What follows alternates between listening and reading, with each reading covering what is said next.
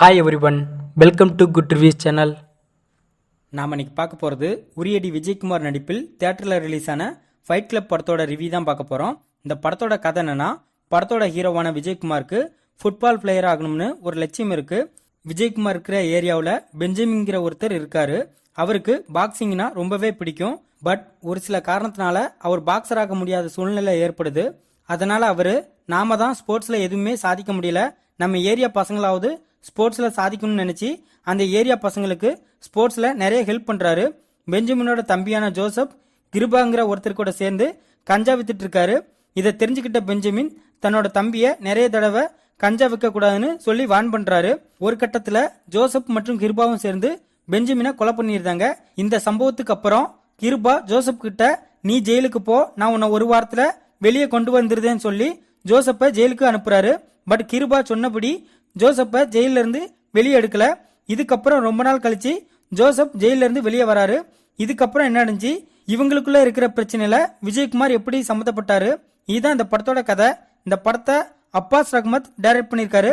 இந்த படத்துல உரியடி விஜயகுமார், கார்த்திகேயன், சங்கர் தாஸ், இன்னும் பலர் இந்த படத்துல நடிச்சிருக்காங்க.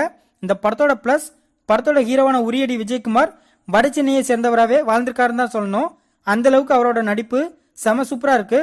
வில்லன் கதாபாத்திரத்தில் நடிச்ச ஜோசப்பும் ரொம்பவே மிரட்டலா நடிச்சிருக்காரு. படத்தில் நடிச்ச எல்லாருமே ரொம்ப நல்லா நடிச்சிருக்காங்க. படத்தோட மேக்கிங் ரொம்ப நல்லா இருக்கு.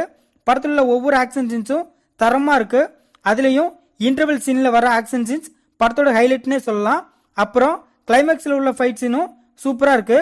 படத்தோட செகண்ட் ஹாப் கம்பேர் பண்ணும்போது ஃபர்ஸ்ட் ஹாப் நல்லா இருக்கு. படத்தில் உள்ள பிஜிஎம் படத்துக்கு சப்போர்ட்டா இருக்கு. சினிமாட்டோகிராஃபி படத்துக்கு இன்னொரு பிளஸ்னே சொல்லலாம். அந்த அளவுக்கு சினிமாட்டோகிராஃபி சூப்பரா இருக்கு. குறிப்பா ஸ்போர்ட்ஸ் நடத்தக்கூடிய இடத்துல நடந்த ஃபைட்டை சூப்பரா கவர் பண்ணிருக்காங்க. படத்தோட டைரக்டர் இந்த படத்தை சூப்பரான ஆக்ஷன் மூவியா பிரசன்ட் பண்ணிருக்காரு. இந்த படத்தோட மைனஸ், படத்தோட செகண்ட் ஹாப் லேகிங்கா இருக்கு. படத்துல ஹீரோயினிக்கு அதிக ஸ்கோப் கொடுக்கல. இந்த மாதிரியான ஸ்டோரி நாம ஏற்கனவே நிறைய பார்த்து பழக்கப்பட்டதா இருக்கு.